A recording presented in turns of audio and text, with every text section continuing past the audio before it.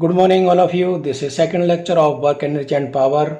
In this, we will discuss work done by various real forces such as gravity, normal reaction, and tension.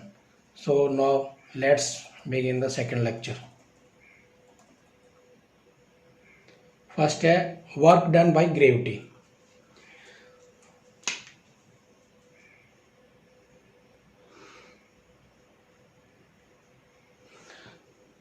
So work done by gravity can be positive, negative, or zero according to the situation. When object move vertically downwards, suppose this is an object and ये इसका mg किधर काम करेगा, नीचे काम करेगा. Work done by gravity क्या होगा इस केस में, क्योंकि डिस्प्लेसमेंट किधर है, नीचे की ओर है. जब डिस्प्लेसमेंट नीचे की ओर है और वर्क फोर्सेज भी जो mg फोर्स है वो भी नीचे की ओर काम कर रहा है, तो इसमें वर्क डन बाय ग्रेविटी क्या होगा, इसमें पॉजिटिव होगा इस केस में.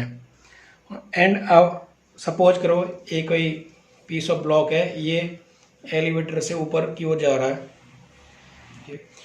mg इसमें किधर काम कर रहा है, नीचे काम कर रहा है. डिस्प्लेसमेंट किधर हो रहा है, ऊपर की ओर हो रहा है.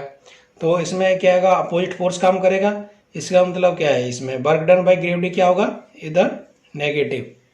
Here the work done by gravity will be negative and here the work done by gravity will be positive.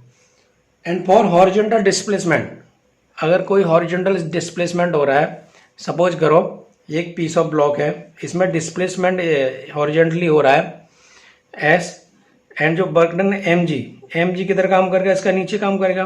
तो इन दोनों के बीच में कितना एंगल बना, थीटा इक्वल टू कितना हो जाएगा, 90. वर्क डन बाय ग्रेविटी क्या होगा, यहाँ पे mg cos थीटा होता है. cos थीटा अगर थीटा इक्वल टू 90 हो जाएगा तो वर्क डन कितना हो जाएगा, वर्क डन क्या हो जाएगा, 0 हो जाएगा. आई होप इतना समझ में आ रहा है आपको. So work done by gravity can be positive, negative और 0 अकॉर्डिंग टू द सिचुएशन. अभी इसमें एक चीज और देखेंगे, वर्क डन बाय ग्रेविटी जो होता है वो पाथ इंडिपेंडेंट होता है. जैसे सपोज करो ये कोई मल्टी स्टोरी बिल्डिंग है और इस मल्टी स्टोरी बिल्डिंग से कोई ऑब्जेक्ट को यहाँ पे ग्राउंड में फेंका जाता है, तो उसका पाथ क्या बनता है, उसका पाथ तो वैसे ये बनता है, क्या नाम है, एक सर्कुलर पाथ है उसका. या फिर अगर यहाँ फेंकें इसको, या इधर फेंकें, या इधर फेंकें, या अगर हम किसको किसी भी एंगल पर फेंकें, तो उसमें जो वर्क डन बाय ग्रेविटी क्या होगा, work done W equal to होगा हमेशा mgh. चाहे ये इस नंबर पे फेंके 1 2 3, अगर हम इसमें ले लेते हैं, या 1 पे फेंकें, या 2 पे फेंकें, या 3 पे फेंकें, ये वर्क डन बाय ग्रेविटी क्या होगा, हमेशा पाथ इंडिपेंडेंट होगा ऑलवेज. जैसे सपोज करो ये इनिशियल पोजीशन एंड ये फाइनल पोजीशन पर डिपेंड करेगा. A टू B, ये सपोज करो ये mg किधर काम कर रहा है, एवरी पॉइंट पे mg किधर काम कर रहा है, ये नीचे की ओर काम कर रहा है. और इसका जो डिस्प्लेसमेंट वेक्टर किधर है, ये है, ये थीटा एंगल बनाएगा सेम इसकी तरह. तो इसमें अगर हम mg हमेशा नीचे काम करता है, तो इसमें हम वर्क डन कैलकुलेट करेंगे तो हमेशा क्या आएगा, mgh आएगा. अगर ये mg का कंपोनेंट अगर हम ए बी डायरेक्शन में लेंगे, हमेशा क्या लेते हैं हम, कि जो डिस्प्लेसमेंट हो रहा है उस डायरेक्शन में हम जो फोर्स का डायरेक्शन है, फोर्स का कंपोनेंट उस डायरेक्शन में लेंगे. तो ये यहाँ पे सपोज करो इधर mg मान लिया और ये डिस्प्लेसमेंट इधर हो रहा है dr या ds.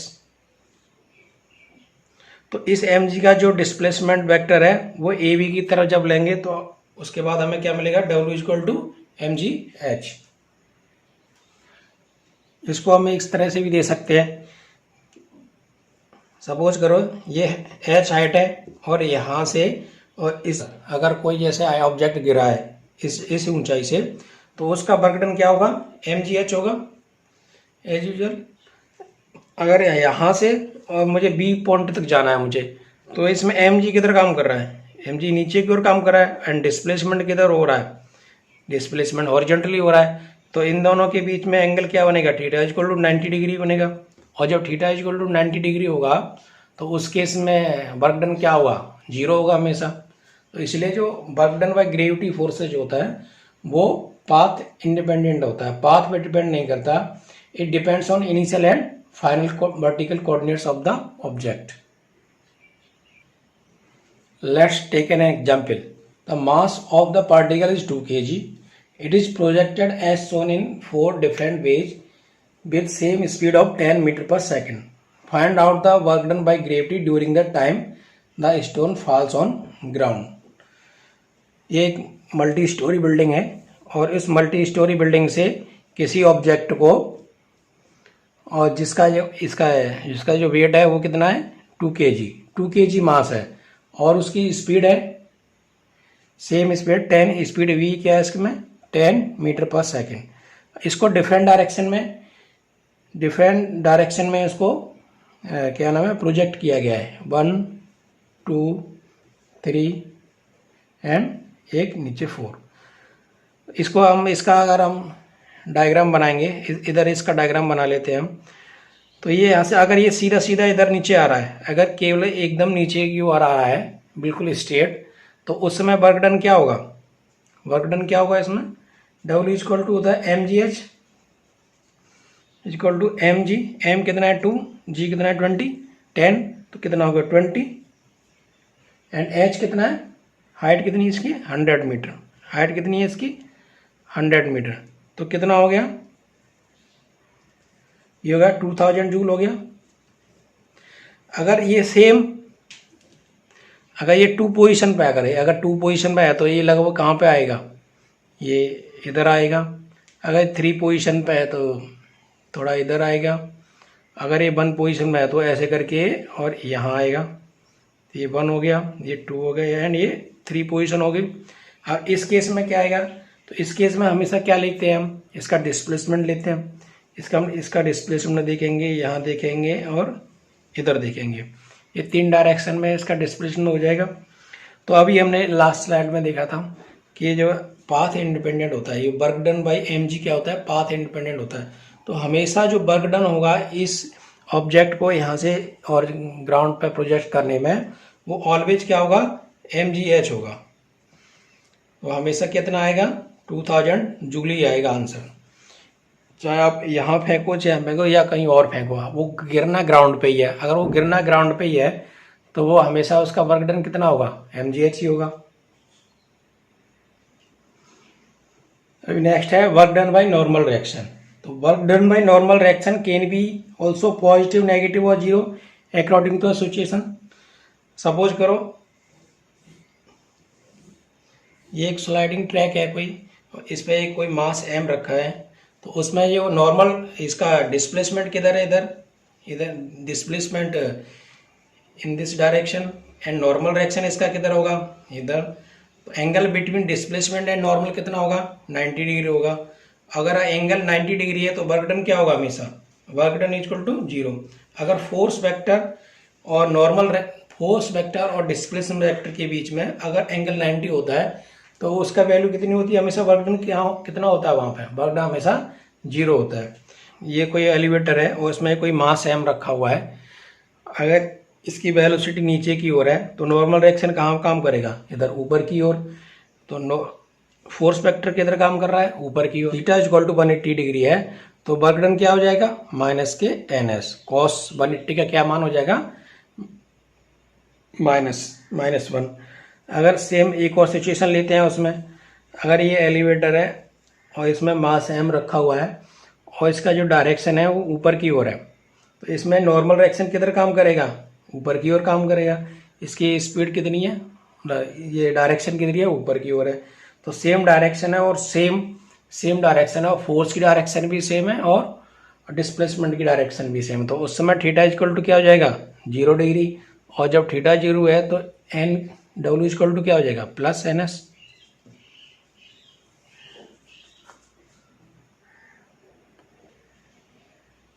Let's take an example. Find work done by force F on A during 100 metre displacement. ये इस फोर्स का F का A पर कितना काम करेगा ये, तो ये तो आप आसानी से निकाल सकते हो. W इक्वल टू क्या होता है, वर्क डन क्या होता है, F डॉट S होता है या FS cos थीटा होता है। इधर डिस्प्लेसमेंट किधर हो रहा है, हॉरिजॉन्टली हो रहा है, एंड फोर्स किधर लग रहा है, हॉरिजॉन्टल डायरेक्शन में लग रहा है। तो इन दोनों के बीच में एंगल क्या होगा, थीटा इक्वल टू क्या हो जाएगा यहाँ पे, थीटा इक्वल टू 0 डिग्री।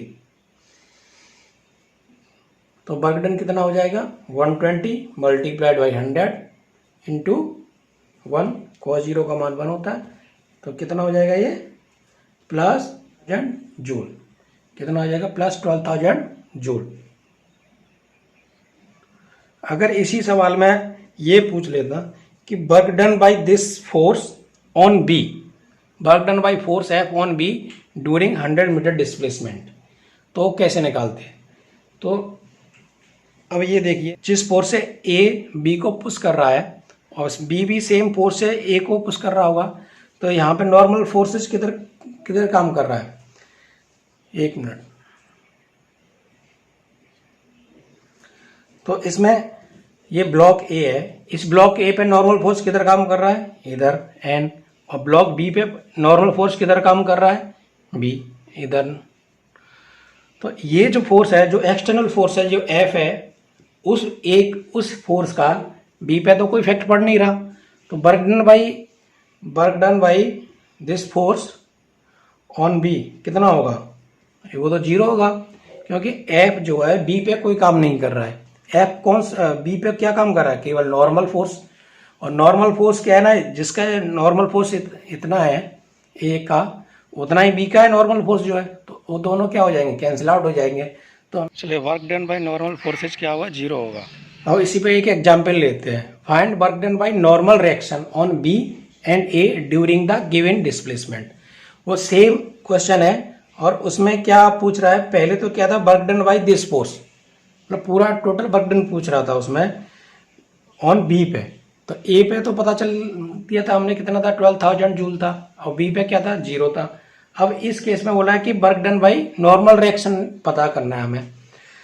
तो इधर इसमें फोर्स किधर काम कर रहा है, 120 ए पर,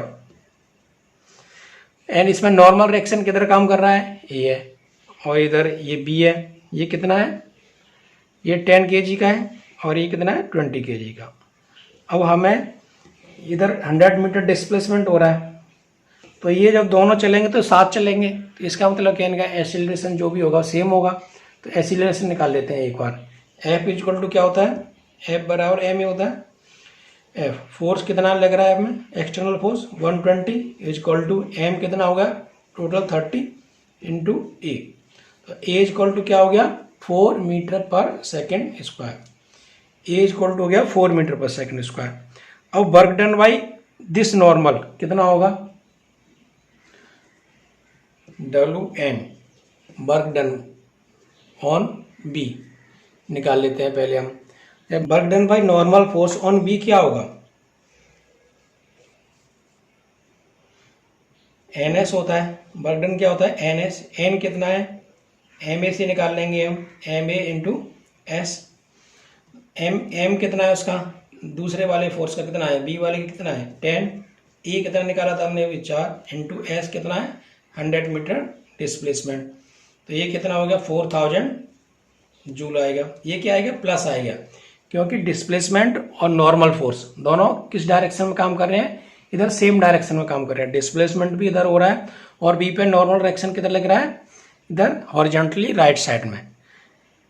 अब ए पे क्या कंडीशन बनेगी, ए पर क्या हो रहा है, नॉर्मल रिएक्शन किधर काम कर रहा है, इधर, एंड मूवमेंट किधर हो रहा है, डिस्प्लेसमेंट किधर हो रहा है, इस डायरेक्शन में। एन इक्वल टू कितना है, 40 Newton.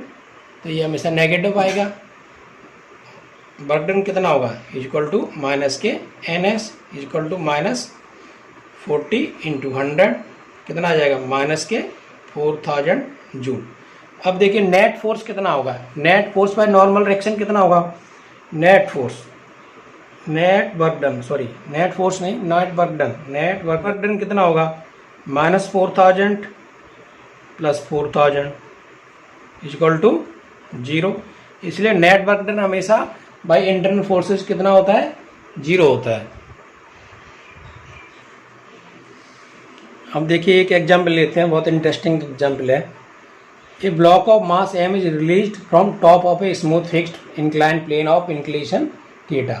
Find out work done by normal reaction and gravity during the time block comes to m.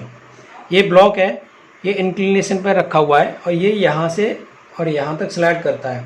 तो इस पर हमें निकालना है कि नॉर्मल रिएक्शन और ग्रेविटी के द्वारा कितना वर्क इस पर किया जाएगा। तो ब्लॉक की पोजीशन क्या है, इंक्लिनेशन में है, तो इसका नॉर्मल किधर काम करेगा, इधर, और इसका डिस्प्लेसमेंट किधर है, इन दिस डायरेक्शन। तो angle between normal and displacement कितना है, 90, ऑलवेज ये 90 रहेगा। तो जब 90 एंगल का होगा तो कॉस 90 की वैल्यू कितना हो जाएगी, 0 हो जाएगी। तो इन दोनों का जो वर्क डन इसमें क्या होगा भाई, नॉर्मल रिएक्शन क्या होगा, हमेशा 0 होगा नॉर्मल रिएक्शन। और वर्क डन बाय ग्रेविटी तो मैं बताया, पहले ही हमने डिस्कस किया है, वर्क डन बाय ग्रेविटी हमेशा क्या होता है, mgh।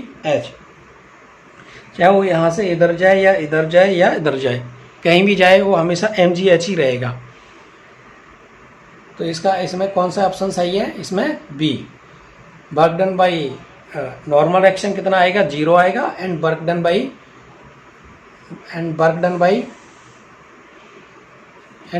बाई ग्रेविटी कितना होगा, mgh। अभी नेक्स्ट है work done by tension. Work done by tension force also can be positive, negative और 0। आइए इसको समझते हैं थोड़ा। ये ए ब्लॉक है एंड ये एक प्लेन सरफेस पर रखे हैं, ये बी ब्लॉक है। इस ए पर टेंशन किधर करेगा, अगर ये इस पर एक फोर्स हमने काम कर रहा है, इधर एक एक्सटर्नल फोर्स है, इस फोर्स से इसको खींच रहा है, तो ये बी के द्वारा इस पर ए पर कितना टेंशन लगेगा, इधर टी, और ए के द्वारा इधर किधर लगेगा, इतना, ये टी टेंशन। और इन दोनों का ये इधर डिस्प्लेसमेंट इधर इसमें एस है। तो work done by tension T कैसे निकालेंगे, एक ए के द्वारा जो टेंशन है वो कैसे होगा, पॉजिटिव होगा या नेगेटिव होगा। सपोज करो ये ए है, इसका ए का डिस्प्लेसमेंट किधर हो रहा है, इधर हो रहा है, इन दिस डायरेक्शन, और टेंशन इस पर किधर काम कर रहा है, टेंशन भी इधर ही काम कर रहा है। तो work done by tension T on A कितना होगा, डब्ल्यू ए कितना होगा, वर्क डन कितना होगा इसमें, ये पॉजिटिव, ये टी एस, टी मतलब ये फोर्स है, टेंशन फोर्स एक तरह से। और work done by tension T on B, अब बी पे कैसे काम करेगा, ये बी ब्लॉक है। अब ये बी ब्लॉक पे डिस्प्लेसमेंट तो इधर हो रहा है और टेंशन है तो इस पर किधर काम कर रहा है, इधर। इन दोनों ये अपोजिट काम कर रहा है एक दूसरे के। तो इसमें क्या हो रहा है, work done by tension on B कितना होगा, माइनस के टी एस। और नेट वर्क डन कितना होगा इसमें, नेट वर्क डन हमेशा W A plus W B कितना होगा, T S minus T S is equal to 0। Work done by tension can be also positive, negative and 0। चलो एक और चीज समझते हैं, work done by internal tension. जैसे tension acting with in system क्या होता है, वो ऑन द सिस्टम क्या हो जाए, हमेशा 0 होता है if the length remains constant. इसमें तो समेशन टी एक्स क्या, summation T x is equal to 0। Suppose करो ये कोई पुली है, इसमें एक इधर लेफ्ट साइड एम है और राइट साइड में 2m एक वेट है, हमने लटका दिया, इसको फ्री छोड़ दिया। तो जब फ्री छोड़ दिया तो अगर ये x डिस्टेंस जो है नीचे मूव कर रहा है तो ये भी x करेगा। इस पर टेंशन किधर काम कर रहा है, ऊपर की ओर, और इस पर इसका डिस्प्लेसमेंट किधर है, ये भी ऊपर की ओर, तो सेम डायरेक्शन में है दोनों। तो उस समय इस समय वर्क डन कितना होगा, वर्क डन इसमें कितना होगा, इसमें ts काम करेगा, tx, वर्क डन कितना होगा इसका, tx होगा। और इसमें क्या होगा, इसमें टेंशन क्या काम कर रहा है, ऊपर की ओर, इस बार डिस्प्लेसमेंट किधर हो रहा है, इधर x की ओर। तो इसमें क्या होगा, plus t into S cos 180 हो जाएगा। कॉस 180 का मान में tx माइनस के ts। तो work done by internal tension कितना होगा, 0 होगा। सिर्फ work done by internal tension क्या होगा, हमेशा 0 होगा। तो एक छोटा सा एग्जाम लेते हैं। A bob of pendulum is release at rest from extreme position as shown in figure. Find work done by tension from A to B, B to C and C to A. एक bob है, एक pendulum बना हुआ है, ये ऐसे करके ये मूव कर रहा है, यहाँ से ए से बी जा रहा है, ए से बी जा रहा है, बी से सी जा रहा है एंड वापस फिर यहाँ पे आ रहा है। तो इसमें जो टेंशन फोर्स किधर काम कर रहा है, टेंशन हमेशा किधर काम करेगा, इधर जहाँ जिस पॉइंट पे ये लटका हुआ है उसकी तरफ सेंटर की ओर काम करेगा। तो इस केस में देखा एक छोटा सा ds लेके देखते हैं, मतलब डिस्प्लेसमेंट वेक्टर कितना हो जाएगा, ये इधर होगा और टेंशन इस पे कैसे काम कर रहा है, ये इधर ऊपर की ओर। तो इन दोनों के बीच में एंगल क्या होगा, 90 डिग्री का एंगल होगा। और जब 90 का एंगल होता है तो मतलब अगर t is perpendicular to ds है तो उस केस में वर्क डन क्या होता है, हमेशा क्या होता है, 0 होता है। चलिए एक और एग्जाम्पल लेते हैं। एक system is release from rest when 10 kg block reaches at ground, then find the work done by gravity on 10 kg and 5 kg blocks. अब ये एक पुली है और इसमें एक इधर 5 kg का वेट है, एक 5 kg एंड इधर क्या है, एक 10 kg का वेट है, 10 kg। और ये इधर ग्राउंड है और ग्राउंड कितना दूर है, ये 2 मीटर। मतलब अगर इसको हम रेस्ट से छोड़ देंगे तो 10 kg का ऑब्वियसली नीचे जाएगा, तो कितना नीचे जाएगा, वो 2 मीटर तक। तो कितना डिस्टेंस ट्रेवल कर रहा है, वो 2 मीटर की डिस्टेंस ट्रेवल कर रहा है। और उसमें निकालना क्या है हमें, work done by gravity on 10 kg and 5 kg block. Separately हमें क्या निकालना है, 10 kg 5 kg पे कितना हम वर्क डन हुआ। तो इसका mg किधर काम करेगा, नीचे mg कितना हो गया, mg कितना आ जाएगा इसमें, 10 इंटू जी 10 मान लो इसको, कितना हो जाएगा, mg हो गया 100। और 2 मीटर की डिस्टेंस ट्रेवल किया उसने, तो कितना हो जाएगा इसमें, वर्क डन कितना होगा, work done by gravity on 10 kg मास कितना हो जाएगा, ये प्लस के 200 जूल। अब ये 5 kg मास, 5 kg जो मास है वो कहाँ जा रहा है, वो तो ऊपर की ओर जा रहा है। वो कितना ऊपर जाएगा, 2 मीटर, ये 2 मीटर जाएगा। इसका mg किधर काम कर रहा है, नीचे की ओर काम कर रहा है। तो mg तो कितना है, सेम इसका mg कितना आ जाएगा, m कितना है इसका 5, g 10, तो mg कितना हो जाएगा 50 न्यूटन। अब work done by gravity on 5 kg वो कितना निकलेगा, 50 मल्टीप्लाइड बाई कितना डिस्प्लेसमेंट किया इसने, 2 मीटर। लेकिन ये नेगेटिव में होगा, क्योंकि नेगेटिव में क्यों होगा, क्योंकि फोर्स तो नीचे काम कर रहा है और डिस्प्लेसमेंट ऊपर हो रहा है। तो कितना हो जाएगा, माइनस के 100 जूल। आई होप इतना समझ में आया होगा। आपको कॉन्सेप्ट के साथ साथ में न्यूमेरिकल्स भी साथ में करने हैं, तभी आप कॉन्सेप्ट जो है सही से समझ में आएगा। और इसको एक ही कॉन्सेप्ट के कम से कम 4 से 5 क्वेश्चन आपको करने पड़ेंगे, तब आपको मतलब कुछ जो कॉन्सेप्ट बिल्डिंग है आपकी अच्छी होगी। धन्यवाद।